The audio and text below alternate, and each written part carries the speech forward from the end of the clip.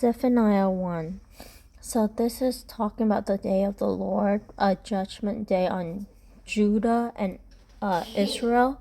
And I think it already happened, and it sounds like a complete destruction. But this was such a big event that God had a lot of prophet talking about it and prophesizing it.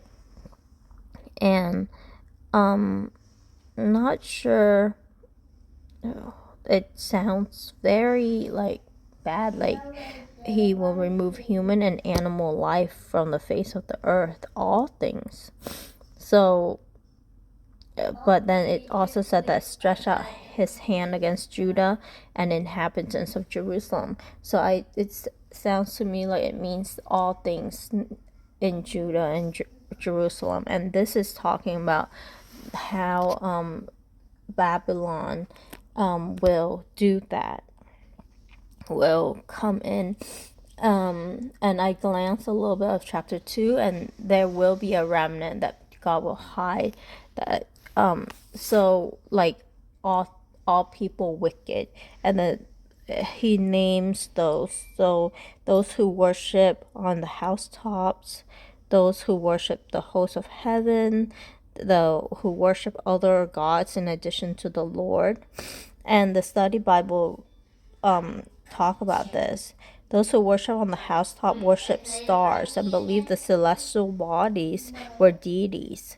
God had clearly warned against this practice. Zephaniah also condemned those who worship other gods in addition to the Lord.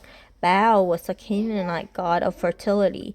Milcom was an Ammonite god, who may be the god Molech referenced in 2 Kings. And Judah's destruction is idolatry, failure to seek the Lord, and complacency would all lead to this. The language of judgment here is reminiscent of God's judgment of the earth in the last day of Noah, but this is actually against, it specified that this is against Judah and Jerusalem.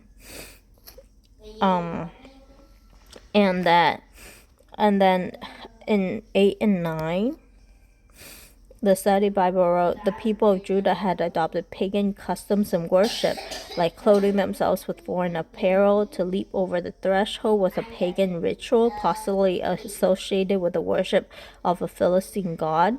These practices were symptoms of Judah's straying heart.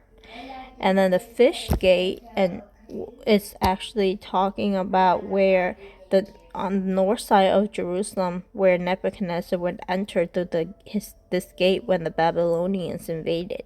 And the second quarter was north of the temple in the main part of the city, and the upper classes live here. And both of these are going to be named, like there's a loud cry. So this one, I believe it is fulfilled already when Nebuchadnezzar take over the city.